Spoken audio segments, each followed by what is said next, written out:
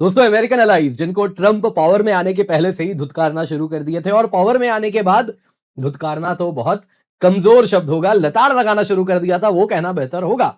अब दोस्तों वो अलाइज इतने लंबे समय से जो ह्यूमिलिएशन हो रहा था, मानो जैसे उसका पेबैक का इंतजार कर रहे थे। और ये जो ईरान क्राइसिस हुआ है, ये परफेक्ट अपॉर्चुन टाइम हुआ है जब इन अलाइज ने एक एक करके डोनाल्ड ट्रंप एडमिनिस्ट्रेशन को स्नब किया है। ट्रंप ने भी शायद नहीं सोचा था कि वॉर 12 दिन 14 दिन और अब शायद कुछ महीनों तक चलने वाला है। वो यही सोचे थे यूएस माइटी मिलिट्री वेनेजुएला में कुछ घंटों में ऑपरेशन कर दी, यहां 3-4 दिन में सब कुछ हो जाएगा। लेकिन दोस्तों अब ट्रंप को अलाइज की जरूरत की जब वक्त आन पड़ी, है ना, उन्होंने बोलना शुरू कर दिया मदद करो मदद करो। उसने एक एक करके सारे अलाइज ने साफ साफ बोल दिया है कि तुम्हारा वॉर तुम जानो। और दोस्तों जो शब्द का चयन किया जा रहा है, जरा ध्यान से सुनिए। जर्मनी ने साफ साफ बोला, क्या आपने हमसे कंसल्ट किया था इस वॉर में एंटर करने के पहले? आपने नहीं किया था। क्लियरली ये नेटो का वॉर नहीं है, हमारा वॉर नहीं, ये आपका वॉर है, आप स्वयं लड़िए। यूके दोस्तों कियर स्टारमर को तो वॉर में एंटर होने के बाद भी ट्रंप ने धुतकारा है। आपको याद ही होगा कियर स्टारमर को बोल दिया था कि अब क्या आ रहे हो वॉर में मदद करने, अब तुम्हारी जरूरत नहीं, हम तो वॉर जीत गए। कुछ दिन बाद ट्रंप को बताया हम नहीं जीते हैं, अभी तो ईरान ने खेल शुरू किया है। उसके बाद अब जब वापस से एक बार मदद की मांग ट्रंप ने की, तो अब यूके ने बोल दिया ट्रंप बड़े ही ट्रांजैक्शनल प्रेसिडेंट है, हमें ऐसा कोई जरूरत नहीं है कि वो जो भी ट्रांजैक्शनल प्रेसिडेंट डिमांड करेंगे हम उसकी पूर्ति करेंगे, हम यूएस को आंसर नहीं करते। जी हाँ दोस्तों, जापान, साउथ कोरिया, ऑस्ट्रेलिया सब ने एक एक करके धुतकारा है। और जर्मनी, यूके जो कि टाइम टेस्टेड पार्टनर्स अमेरिका के रहे हैं, फ्रांस तो फिर भी स्ट्रेटेजिक ऑटोनॉमी का पालन करता है, लेकिन पूरे के पूरे यूरोप वाला जो क्षेत्र है उसमें जर्मनी और यूके ये दो वो देश हैं जो यूएस के की पार्टनर्स ओवर डिकेड्स बने हैं। आज उन्होंने भी ट्रंप को छोड़ दिया है। क्लियरली दोस्तों ट्रंप का अमेरिका आज आइसोलेटेड है। अब दोस्तों ये जो बात है ना, ये कहीं ना कहीं आज दुनिया भर में इस पर चर्चा होनी शुरू हो चुकी है। आप देख सकते हैं ट्रंप ने कैसे पहले रिक्वेस्ट किया, बॉर्डर लाइन में बेग किया कि वॉरशिप्स भेज दो, उसके बाद आज सुबह तक चेतावनी देने लगे नेटो को कि नेटो का बड़ा ही काला भविष्य होगा, अंधकारमयी भविष्य होगा यदि मदद नहीं की। तो आज नेटो पार्टनर्स ने जवाब दे दिया। आप देख सकते हैं टाइम्स ऑफ इजराइल, पॉलिटिको सब में आ रहा है। जर्मन डिफेंस मिनिस्टर ने कह दिया कि हम कोई मदद नहीं करने वाले, हमारा वॉर नहीं है, नेटो का वॉर ये नहीं है। यूके के भी अगर आप देखें तो उनसे भी जवाब आ गया कि UK will not be drawn into Iran US war, हम ऑब्लाइज्ड नहीं है कि हम सपोर्ट करेंगे ट्रांजैक्शनल यूएस प्रेसिडेंट के हर डिमांड को। दोस्तों इस प्रकार के जो शब्द हैं, ये बता रहा है कि तलखियां जो आज यूएस और उनके पार्टनर्स के बीच में है, जो नाराजगी पार्टनर्स के बीच में है, वो कितनी ज्यादा बढ़ चुकी है। सवाल दोस्तों यहां पे सिर्फ इतना ही नहीं है, एक एक करके सारे के सारे अमेरिकन पार्टनर्स ट्रंप का साथ छोड़ रहे हैं। और ये कहीं ना कहीं ट्रंप की ही देन है। ट्रंप नहीं ये ट्रांजैक्शनल पॉलिसीज लेकर के आए, अलाइज को एक फ्री लोडर बोला और फ्री लोडर जैसा उनके साथ व्यवहार किया। भूल गए कि उनको भी जरूरत पड़ेगी, और आज जब जरूरत आई तो वो फ्री लोडर्स कह रहे हैं हम तो फ्री लोडर्स हैं, हम क्यों मदद करें। जर्मनी के डिफेंस मिनिस्टर ने तो ये भी बोल दिया कि तुम्हारे इतने बड़े बड़े वॉरशिप हैं, माइटिएस्ट नेवी है, हमारा इक्का दुक्का डिस्ट्रॉयर वहां क्या ऐसा अलग कर लेगा जो तुम नहीं कर पा रहे हो। क्लियरली दोस्तों बड़ा जबरदस्त तंज यहां पर कसा गया था। यहां पे दोस्तों आप देख सकते हैं इस प्रकार की अब लेखनियां आनी शुरू हो गई हैं कि जो टॉप यूएस अलाइज हैं वो यूएस का साथ छोड़ के चाइना की तरफ देख रहे हैं। एग्जैक्टली दोस्तों चाइना नहीं, वो मल्टीपोलैरिटी की तरफ देख रहे हैं, जिसमें अलग अलग रिलेशंस उन्होंने बनाना शुरू कर दिया है, क्योंकि ट्रंप ने प्रूव कर दिया है, जो कि बैक ऑफ द माइंड हम सबके डर था कि अमेरिका पे भरोसा नहीं कर सकते, अमेरिका इज नॉट रिलायबल। ये बात अब ये जब ओपनली चिल्ला चिल्ला के सबको बोल रहे हैं, तो हमारे पास ऑप्शन ही क्या है अदर देन द फैक्ट कि हम नए अलाइनमेंट्स क्रिएट करें। और एग्जैक्टली यही चीज अमेरिकन अलाइज भी कर रहे हैं। तो क्या हो रहा है, आइए जरा आज डिटेल में इसी पर चर्चा करते हैं। पर इससे पहले आगे बढ़े आपसे निवेदन है, वीडियो लाइक करें, चैनल सब्सक्राइब करें, बेल आइकन अवश्य दबा दें। दोस्तों सबसे पहले यहां पे हुआ क्या है, आइए जरा देखते हैं। अलाइज का एक रिवोल्ट हुआ है यूएस के अगेंस्ट, और इसके पीछे ट्रंप की अमेरिका फर्स्ट पॉलिसी ही जिम्मेदार है, जिसमें ट्रांजैक्शनल डिमांड अलाइज से ट्रंप किया करते थे। इंटरनेशनल रिलेशंस को दोस्तों एक बिजनेस डील की तरह इन्होंने ट्रीट किया, जिसमें उन्होंने कहा कि कोई साइड जीतेगा कोई साइड हारेगा। अब तक की जो फिलॉसफी थी इंटरनेशनल रिलेशंस विन विन पे चलता है, इन्होंने कहा ना ना ना हम जीतेंगे तुम हारोगे तभी ये डील होगा। जिसमें उन्होंने साफ साफ कहा कि यूएस को कंसेशंस चाहिए, बदले में वो कुछ इकोनॉमिक फेवर करेगा या सिक्योरिटी नीड्स तुम्हारी फुलफिल करेगा, और बदले में पूरी क्या करेगा, आश्वासन देगा, और बदले में तुमको एक्सप्लॉइट करेगा और तुमको एक्सप्लॉइट होना पड़ेगा। दोस्तों ये जो स्ट्रेट ऑफ हॉर्मूज में क्राइसिस हुआ है, जिसमें ईरान ने दुनिया के सबसे क्रिटिकल ऑयल रूट को ब्लॉक कर दिया है, उसमें अगर आप देखें तो ट्रंप को आज जब अलाइज की जरूरत है, तो उनकी यही अमेरिका फर्स्ट फॉरेन पॉलिसी उनको आके कहीं ना कहीं काट रही है। Major allies Germany, UK, Australia, Japan सब ने कह दिया हम ट्रंप को नेवल सपोर्ट नहीं देने वाले, डिस्पाइट दी फैक्ट ट्रंप खुलेआम मांग कर रहे हैं प्लीज भेज दो, एक जहाज भेज दो, इंटरनेशनल कोलिशन बनाएंगे, मिलके जहाज चलाएंगे, लेकिन सब ने मना कर दिया है। ये जो रिफ्यूजल है दोस्तों, एक तरफ तो इससे क्या हो रहा है कि जो यूएस एफर्ट्स हैं वो कहीं ना कहीं कमजोर हो रहे हैं, जिसके बाद अगर आप देखें तो जो यूएस की जो इतने दशकों में जो उसने पार्टनरशिप बनाई है वो कमजोर हो रहा है एक तरफ। दूसरी तरफ ट्रंप के लिए भी ये पब्लिक ह्यूमिलिएशन है। आप कुछ ऐसे सोचिए, आपके देश के लीडर दुनिया को कहते हैं हमारी मदद करो, दुनिया कहती है हम नहीं करने वाले, एक जहाज भेज दो प्लीज, तुम तो हमारे अलाई हो, वो मना कर देते। तो ये कितना बड़ा ह्यूमिलिएशन है, जो कि दिखाता है कि जो आपने अलाइज के साथ पास में व्यवहार किया है, जो आपने इंसल्ट्स किया, इकोनॉमिक कोवर्जन किया, मल्टीलैटरल नॉर्म्स को आपने अबैंडन किया, उससे गुडविल जो यूएस ने इतने सालों में बनाया वो आज पूर्ण रूप से खत्म हो गया है और उनके जो अलाइज हैं वो स्ट्रेटेजिक हेजिंग कर रहे हैं।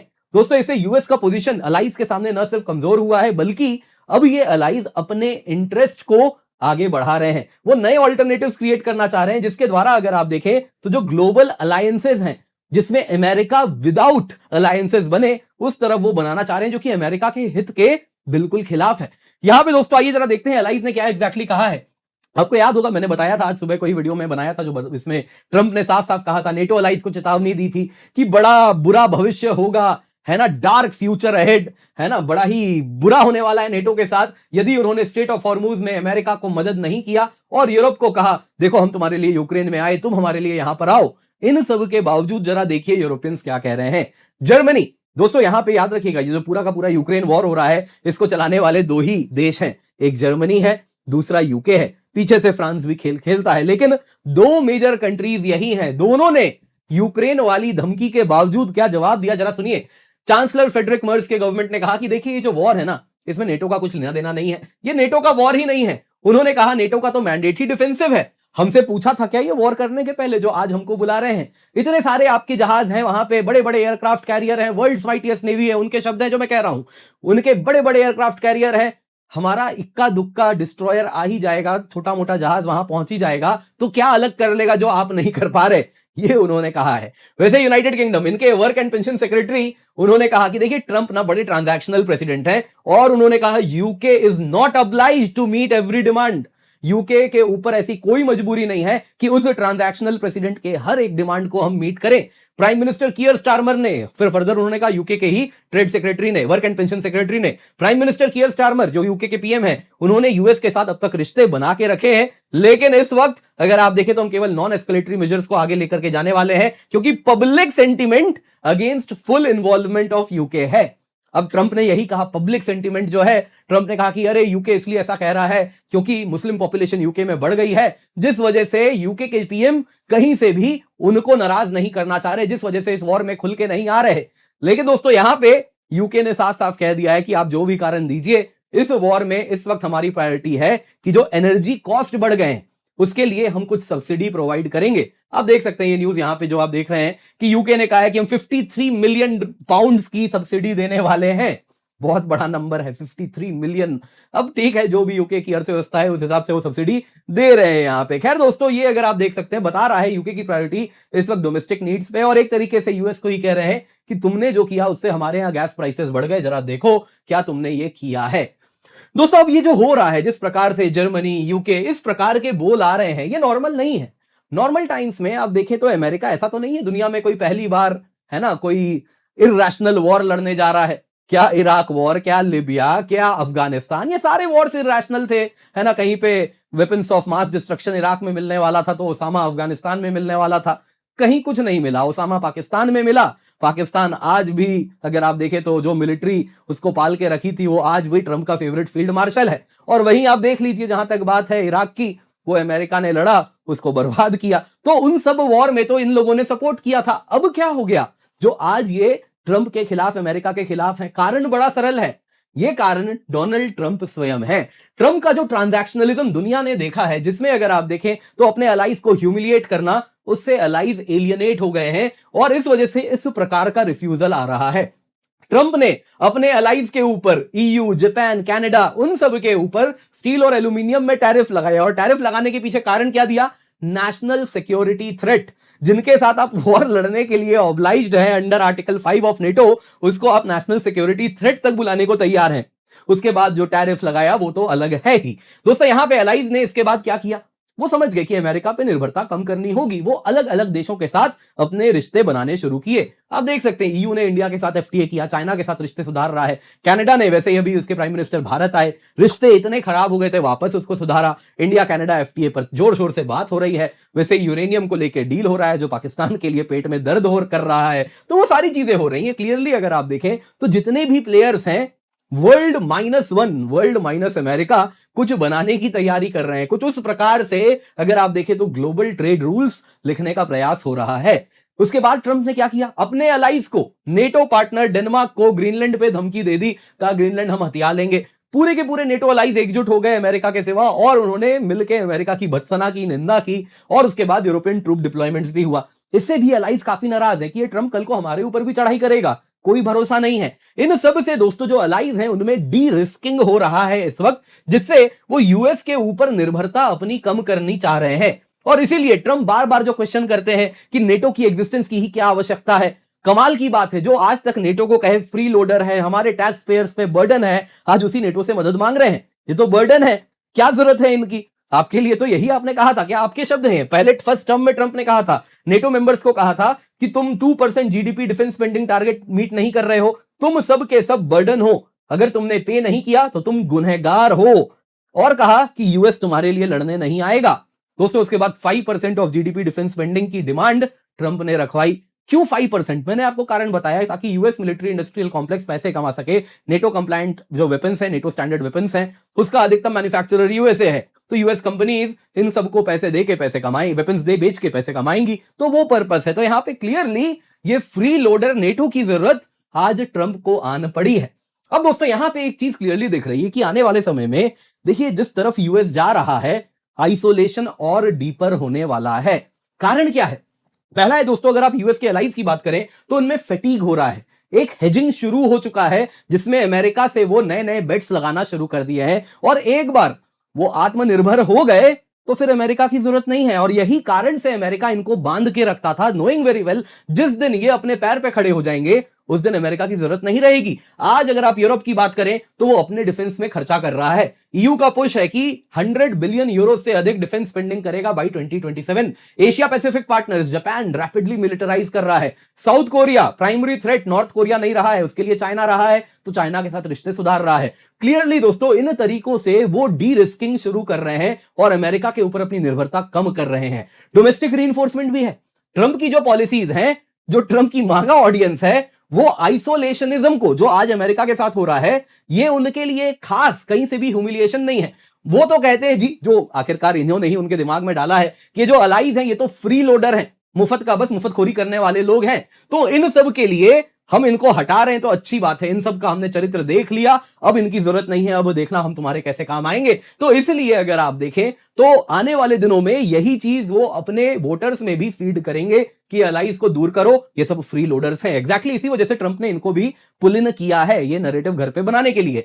दोस्तों यहां पे जो पॉलिसीज है ना, जो ट्रंप अभी बनाने वाले हैं, याद रखिएगा supreme court of the US उन्होंने जजमेंट दिया जिसके द्वारा ट्रंप के टैरिफ्स को पूर्ण रूप से इलीगल बताया गया। फिर भी ट्रंप नए तरीके से टैरिफ्स लाने वाले हैं। ऑलरेडी अगर आप देखें तो अलग अलग इन्वेस्टिगेशन अपने ही अलाइज के खिलाफ ट्रंप ने स्टार्ट कर दिया है, किसी में इंडस्ट्रियल पॉलिसी के खिलाफ, तो कहीं पे डंपिंग पे, अलग अलग तरीकों से, ताकि उन पे टैरिफ लगाए जाए जा सके। अब दोस्तों ये बता रहा है कि ट्रंप टैरिफ आने वाले दिनों में और लगाने वाले हैं, तो इससे जो अलाइज हैं उनके ऊपर फिर दबाव बनने वाला है, तो नतीजा वो भी कहीं ना कहीं रिस्पॉन्ड करेंगे। तो यूएस एक्सपोर्ट सप्लाई चेन्स पे भी वल्नरेबिलिटी बनेगी, यानी कि ये जो कहीं ना कहीं यूएस और उनके अलाइज के बीच में चैलेंजेस हैं, ये बढ़ने वाले हैं, घटने तो कहीं से भी नहीं वाले। पैरेलली दोस्तों जो एडवर्सरीज हैं अमेरिका के, क्या चाइना क्या रशिया, वो तो मौके की तलाश में थे कि ट्रंप मौका दें और हम इसको ग्रैब करें। आप देख सकते हैं आज रशिया दुनिया को तेल बेच रहा है, हॉर्मूज में जो ट्रंप ने किया इस वजह से। वो रशिया जो कि बैकफुट में था, अब फ्रंट फुट में बढ़िया पैसे कमा रहा है। चाइना की बात कर लें तो चाइना अगर आप देखें तो वो भी इस मौके को बड़े बढ़िया तरीके से इस्तेमाल कर रहा है। आप देख सकते हैं साउथ कोरिया से रिश्ते सुधारने का प्रयास कर रहा है। भारत की ही बात कर लीजिए ना, भारत और चीन में इतने कहीं ना कहीं रिश्तों में अगर आप देखें तो बहुत सारे हमारे यहां बिटरनेस है रिश्तों में, बॉर्डर के रिलेटेड इश्यूज हैं, अनसेटल्ड बॉर्डर है। उसके बावजूद भी जिस दिन आपको याद होगा हॉर्मूज क्राइसिस शुरू हुआ, उसके विद इन 48 आवर्स हम क्या रूल लेकर के आए, हम रूल लेकर के आए कि चाइना से भी investment under certain terms and condition आ सकते हैं। जो पहले स्ट्रिक्ट था कि चाइना से आने वाला निवेश नहीं आने देते थे, वो हमने डाइल्यूट कर दिया। ये बताता है कि हम भी समझ रहे हैं कि आप पश्चिमी दुनिया पे अकेले निर्भर नहीं कर सकते। चाइना से यदि निवेश आता है तो आने दो, वो भी सही है, जरूरत है उसकी। कहीं से भी पैसा इस वक्त हमें चाहिए क्योंकि हमें ग्रो होना है। ये दिखा रहा है दोस्तों, जितने भी जो ग्लोबल समीकरण बन रहे हैं उससे यही चीज दिख रही है कि आने वाले दिनों में यूएस आइसोलेशनिज्म अभी ये ट्रेंड है जो कि बना रहेगा एटलीस्ट आने वाले कुछ साल, शॉर्ट टर्म में तो आप जरूर कह सकते हैं एटलीस्ट ट्रंप की पॉलिसी तक। दोस्तों इससे पहले आगे बढ़े आपको याद दिलाना चाहूंगा, आपके लिए हम जो यहाँ पे एकेडमिक सेशंस कर रहे हैं वो टॉप ऑफ द क्वालिटी है। आप देख सकते हैं रैंक 1 हमारे ऑनलाइन क्लासरूम प्रोग्राम से आए हैं। 109 से अधिक ऑनलाइन क्लासरूम प्रोग्राम स्टूडेंट्स हैं। इंटरव्यू वगैरह की बात यहां नहीं हो रही, क्लासरूम प्रोग्राम लर्नर्स की बात हो रही है, वो 109 है। दोस्तों ये बहुत ही जबरदस्त परफॉर्मेंस है। ये इसलिए हुआ है क्योंकि अनअकैडमी में आपको मिलता है best quality education and at the same time मैं गर्व से कहता हूं बड़े ही अफोर्डेबल प्राइस पे। लोएस्ट प्राइस एवर है 16,999 रुपए में, जो कि इस वक्त आपको हम दे रहे हैं। आप देख सकते हैं दोस्तों, इस कीमत पे आपको 1 साल की सब्सक्रिप्शन मिल रही है on using the code KC10। लेकिन दोस्तों ये प्राइस हाइक हो जाएगा 18 मार्च से, तो बस आखिरी कुछ घंटे बचे हैं, जल्दी से जाएं, जाके इसका फायदा उठाएं। मेक श्योर आप यूज करें कोड KC10। इसके सिवा आप यदि 18 महीने और से अधिक का सब्सक्रिप्शन लेंगे तो आपको CSE एश्योर भी मिलता है, जिसके अंतर्गत एक बार अगर आपने उसके बाद एग्जाम दिया, आपका सिलेक्शन नहीं हुआ, तो आपने जितनी सब्सक्रिप्शन ली उतना ही आपको हम और सब्सक्रिप्शन दे देंगे, subject to terms and condition की आपने मेहनत की है, जो कि हम आपके जो डेटा रहेगा, आपने कितने घंटे पढ़े हैं, कितने मॉक टेस्ट दिए हैं, उनसे कैलकुलेट करेंगे। तो जल्दी से जाएं, जाके जुड़ जाएं। मेक श्योर आप इसका फायदा उठा रहे हैं, यूज द कोड KC10 क्योंकि ऑफर जल्दी खत्म हो जाएगा। दोस्तों ईरान क्राइसिस से जुड़ा हुआ क्या वहां पे हो रहा है, मिडिल ईस्ट को हमने डिटेल में एक्सप्लेन किया है। उसके लिए एक स्पेशल चैनल बनाया है, why on earth by Unacademy, जिसको आप अवश्य जाएं, जाके जुड़े, जहां पे डिटेल्ड एनिमेटेड स्टाइल से वीडियोस बनाए जा रहे हैं। तो उम्मीद करता हूं आपको ये वीडियो पसंद आएगा, तो उसको जरूर जाके देखें।